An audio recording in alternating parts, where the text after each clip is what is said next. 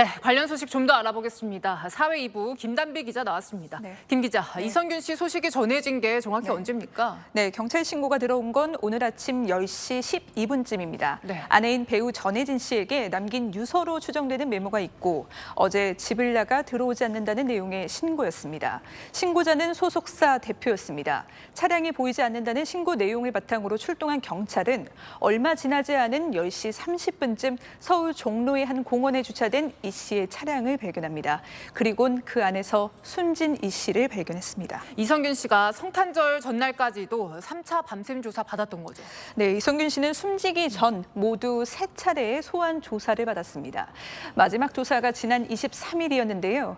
아침 10시에 조사를 받으러 들어간 이선균 씨는 다음 날인 성탄절 이브 아침까지 19시간에 걸친 조사를 받았습니다. 그로부터 이틀 뒤인 어제는 변호인을 통해서 경찰에 거짓말 탐지기 조사를 해줄 것을 요청하기도 했습니다.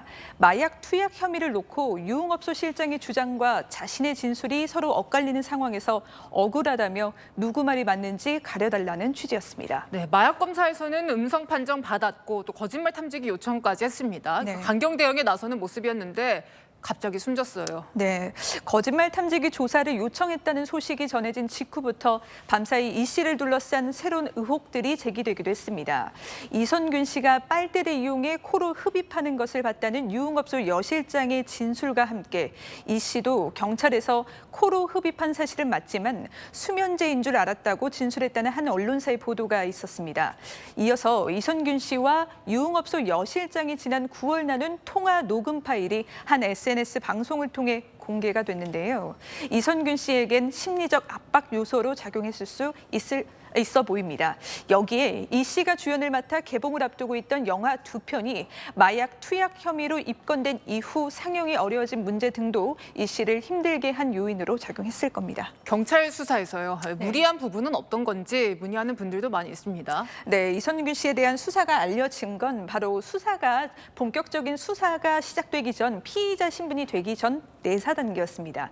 이 내사는 정식으로 수사를 할지 말지 첩보 내용을 검증하는 단계인데요.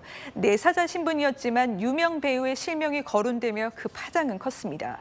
또 일각에선 마약 투약 전과가 있는 유흥업소 실장의 진술에만 의존한 수사가 아니었냐는 지적도 있었는데요.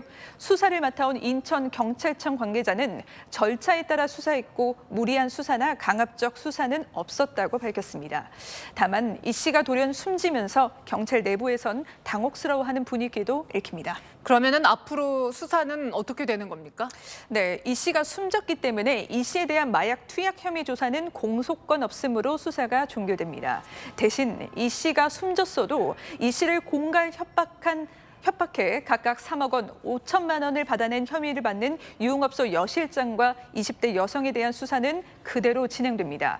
공갈 협박 사건의 피해자인 이선균 씨의 피해 진술이 이미 확보됐고 피의자가 특정돼 있어 수사에 무리가 없다는 게 경찰의 설명입니다. 네, 알겠습니다. 김단비 기자와 아는 기자였습니다.